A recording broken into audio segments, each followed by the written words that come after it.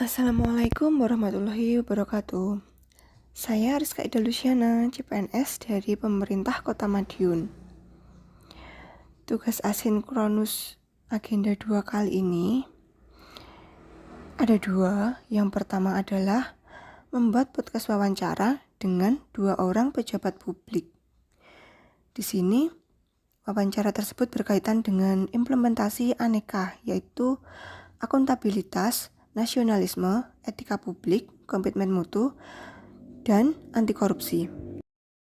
Narasumber saya kali ini adalah yang pertama Ibu Masfiah yang bekerja di bagian hukum di kantor Balai Kota Madiun, dan yang kedua adalah Ibu Ninuk Sri Andarini SPD yang bekerja sebagai guru di SD Kanung. Untuk tugas asinkronus saya yang pertama yaitu podcast wawancara dengan pejabat publik. Salah satunya adalah Ibu Masfiah yang bekerja di kantor Balai Kota pada bagian hukum. Telah hadir bersama kita Ibu Masfiah. Terima kasih Bu waktunya. Saya ingin bertanya-tanya tentang penerapan nilai-nilai aneka di lingkungan kerja. Menurut Ibu bagaimanakah penerapan nilai-nilai aneka di lingkungan kerja Ibu? Monggo Ibu jawabannya. Menurut kami, penerapan nilai-nilai aneka di lingkungan kerja, terutama di pemerintah kota pada umumnya, sudah bagus. Yaitu pada awal tahun biasanya kita menyusun suatu sasaran kinerja pegawai, di mana di situ sudah ditetapkan sasaran kinerja apa yang akan kita lakukan selama 1 tahun dan target-target apa saja yang harus kita capai dalam 1 tahun. Jadi betul-betul kita itu dalam 1 tahun telah ditetapkan kinerja apa yang harus kita hasilkan. Pertama itu. Kedua, dalam pertanggungjawaban keuangan terutama, kita sangat mendukung dengan perbuatan atau peraturan perundang-undangan yang sangat mendukung untuk anti korupsi sekarang ini. Menurut saya itu pertanggungjawaban keuangan sudah sangat transparan menurut kami pada pemerintah Kota Madiun.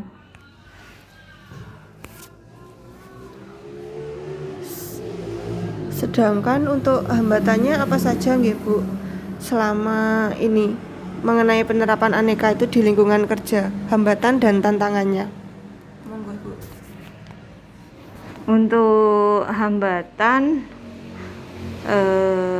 kalau dari sisi anti korupsi, menurut kami itu adanya suatu benturan kepentingan, mungkin bisa atau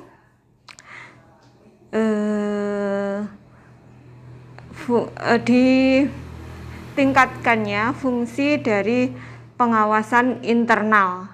Jadi pengawasan internal ini perlu ditingkatkan sehingga dapat mencegah kita untuk melakukan suatu perbuatan yang tidak anti korupsi. Itu terus untuk berikutnya yaitu peningkatan dari kompetensi pegawai atau kemampuan pegawai sehingga pegawai bisa lebih memahami tugas-tugasnya, lebih memahami bagaimana peraturan perundang-undangan yang harus diterapkan sehingga kita bisa terhindar dari perbuatan-perbuatan yang tidak anti korupsi. Terus peningkatan pendidikan melalui diklat, bimbingan teknis, sehingga meningkatkan wawasan dari pegawai yang bersangkutan. Selanjutnya Bu, apakah ada resiko yang terjadi jika nilai-nilai aneka itu tidak diterapkan di lingkungan kerja? Saya kira untuk resiko tentu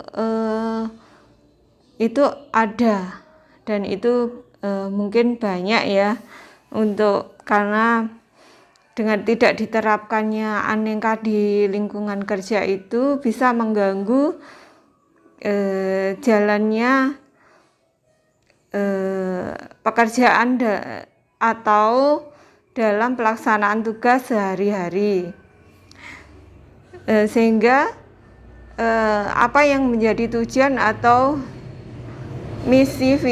misi dari pemerintah kota, yaitu terciptanya pemerintahan yang bersih atau berwibawa atau good governance, tidak bisa tercapai.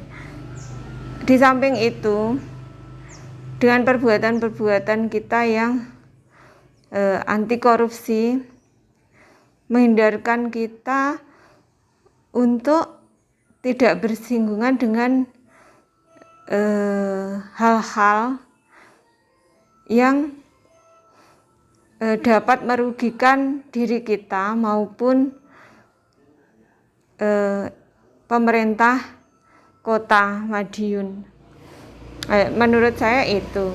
Jadi kita dengan memahami peraturan perundang-undangan yang berlaku, sehingga resiko apapun dari tidak diterapkannya aneka ini akan menghindarkan kita dari hal-hal yang dapat menjerumuskan kita untuk berhubungan dengan aparat penegak hukum. Itu menurut saya. Baik Ibu, untuk yang terakhir, apakah ada tips atau saran-saran untuk kami ini yang calon ASN baru? Apakah ada saran-saran tertentu gitu Bu? Monggo Bu.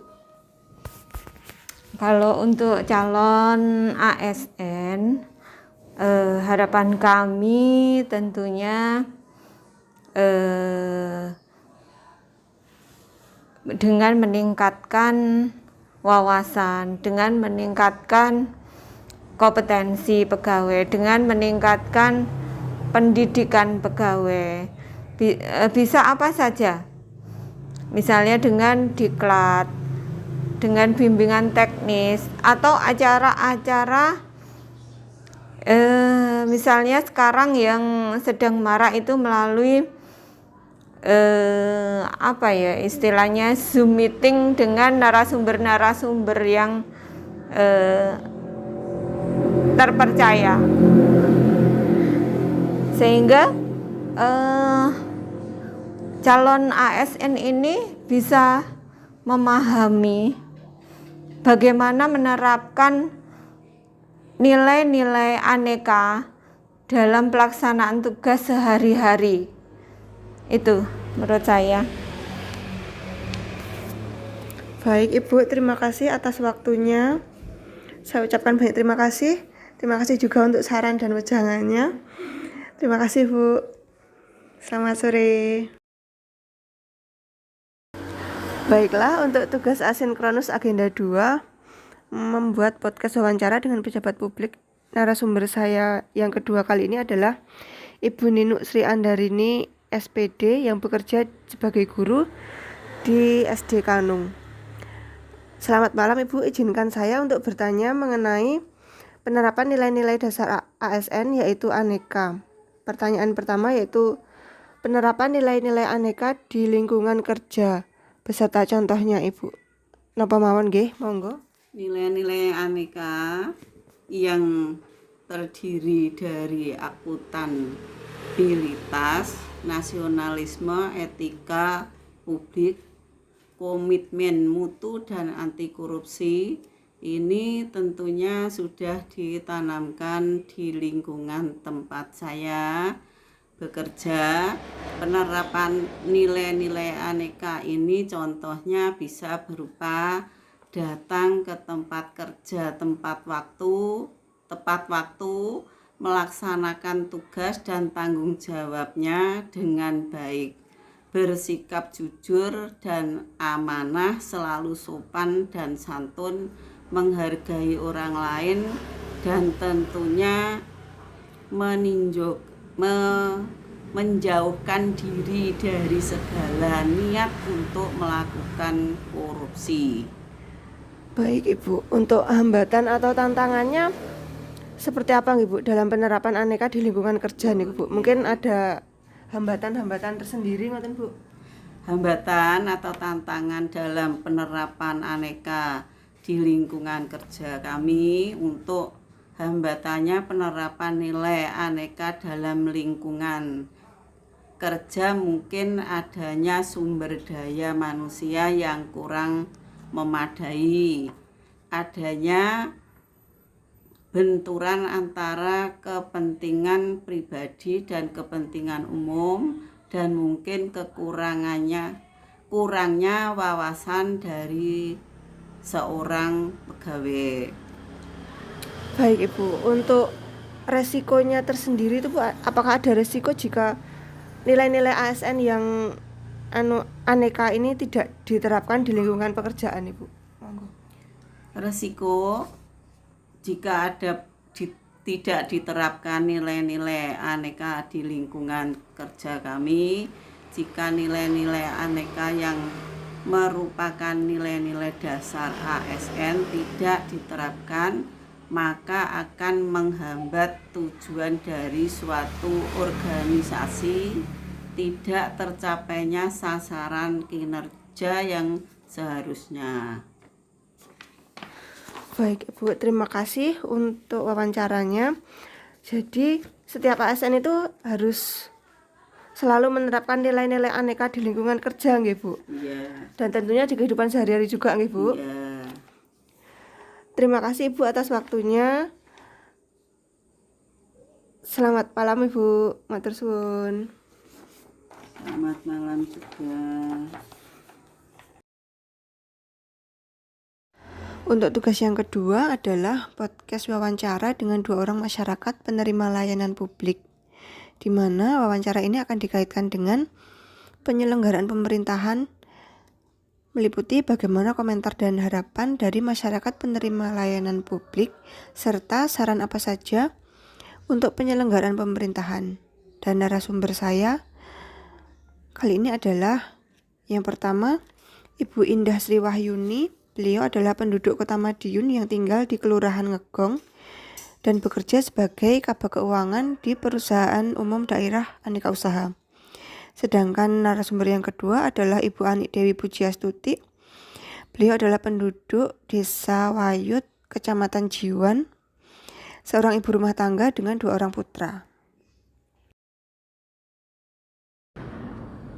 Responden saya kali ini adalah Ibu Indah Sri Wahyuni yang bekerja sebagai kabag keuangan di Perusahaan Daerah Aneka Usaha.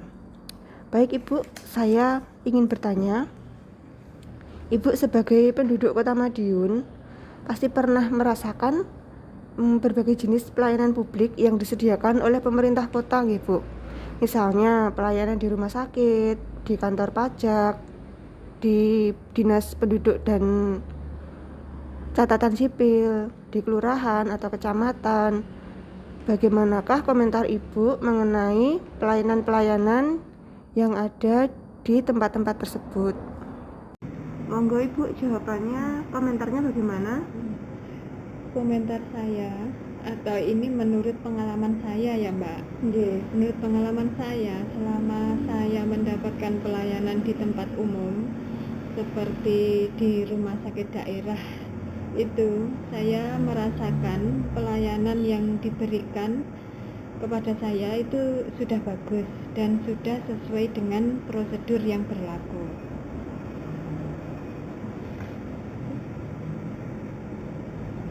Lalu apakah pelayanan di rumah sakit tersebut lebih baik dari tahun-tahun sebelumnya, dari yang lalu-lalu gitu Bu? Apakah Menurut ada saya, perubahan yang signifikan gitu Bu? menurut saya juga ada perubahan. Dulu itu antrian itu terlalu banyak mungkin ya, jadi orang itu mau wes dari depan itu sudah awang-awangan. Nah, kalau sekarang ini menurut saya sudah sesuai prosedural dan lebih baik lagi dari tahun sebelumnya. Untuk pelayanan di tempat lain, misalnya di dinas pendudukan dan catatan sipil Bu, ada komentar? Iya, ini juga menurut pengalaman saya. Pada saat saya mengurus akte anak saya, itu pelayanan di kantor capil itu kurang memuaskan menurut saya. Di situ karena saya mengalami kesulitan karena adanya perubahan aturan yang berkaitan dengan kondisi pandemi sekarang ini.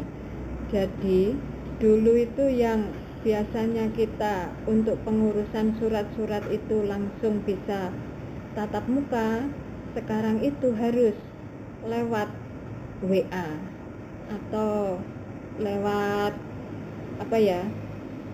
nomor-nomor yang diberikan untuk mengurus surat-surat itu. Jadi nggak ada informasi sebelumnya gitu ya Bu? Jadi kayak informasinya itu kurang menyebar atau gimana gitu ya Bu? Nah, itu karena mungkin kan masyarakat penerima pelayanan publik itu tidak setiap saat ke kantor capil.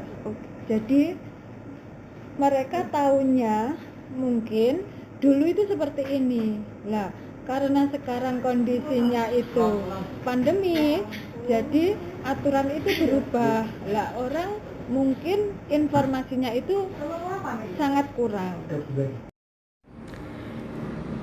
Sekarang untuk harapan dan sarannya nopo mawon gitu, apakah ada harapan tertentu, saran-saran untuk pelayanan fasilitas-fasilitas pelayanan publik ini? Monggo Ibu. Saran saya kalau yang untuk di RSUD itu karena saran saya kalau untuk yang di rumah sakit daerah itu karena selama ini pelayanannya sudah bagus, maka ya lebih ditingkatkan lagi untuk pelayanannya agar masyarakat penerima pelayanan publik itu lebih puas dan nyaman dalam berobat di rumah sakit daerah. Untuk pelayanan di kantor capil, saran saya mungkin harus lebih sering memberikan informasi mengenai peraturan-peraturan baru yang berlaku di kantor capil agar masyarakat penerima pelayanan publik tahu dan bisa merasakan pelayanan di kantor itu nyaman dan puas. Itu aja harapan saya. Mungkin bisa diteruskan kepada yang lebih berwajib. Baik Ibu, terima kasih untuk wawancara hari ini. Selamat siang. Untuk responden saya yang kedua kali ini adalah Ibu Anik Dewi Puji Astuti yang tinggal di Desa Wayut, Kecamatan Jiwan. Beliau adalah ibu rumah tangga dengan 2 orang putra dan putri. Sebagai masyarakat penerima layanan publik, Ibu pasti pernah merasakan berbagai macam jenis layanan publik ya Bu. Misalnya pelayanan di kantor kelurahan atau di kantor kecamatan seperti itu. Menurut Ibu, bagaimana sih pelayanan di kantor-kantor tersebut sekarang ini dibandingkan dengan pelayanan yang dahulu? Bisa Ibu memberi komentar? Monggo Ibu, bagaimana komentarnya? Menurut saya, pelayanan publik yang ada di fasilitas-fasilitas umum tersebut sekarang jauh lebih baik dibandingkan dengan pelayanan-pelayanan yang lalu. Sekarang jadi lebih cepat dan sesuai prosedur. Menurut pengalaman Ibu selama ini, apakah Ibu pernah mengalami kejadian yang tidak baik di pelayanan-pelayanan publik seperti itu, Bu? Kadang ada petugas yang tidak sabaran, gampang emosi, tapi banyak juga yang sabar dan telaten untuk melayani masyarakat. Jadi enggak semuanya seperti itu nggih, Bu? Enggak Iya. semuanya enggak Nggak. sabaran gitu nggih. Ndak ada yang telaten. Jadi harapan Ibu sebagai masyarakat penerima layanan publik untuk pelayanan publik yang ada sekarang ini apa ya, Bu? Ya, harapannya pelayanan publik yang ada jadi tetap baik, makin baik dan bertambah baik ke depannya. Untuk sarannya, Bu, mungkin ada saran-saran terhadap penyelenggaraan pemerintah saat ini, Bu? Ya, sarannya petugas itu harus sabar dengan banyaknya masyarakat, tidak emosian, bisa melayani masyarakat lebih baik lagi gitu. Oh gitu. Baiklah Ibu, terima kasih nggih sudah saya diizinkan wawancara Ibu. Matur suwun. Selamat sore Ibu. Demikianlah tugas podcast wawancara saya. Semoga bermanfaat dan mari menjadi ASN yang beraneka. Wassalamualaikum warahmatullahi wabarakatuh.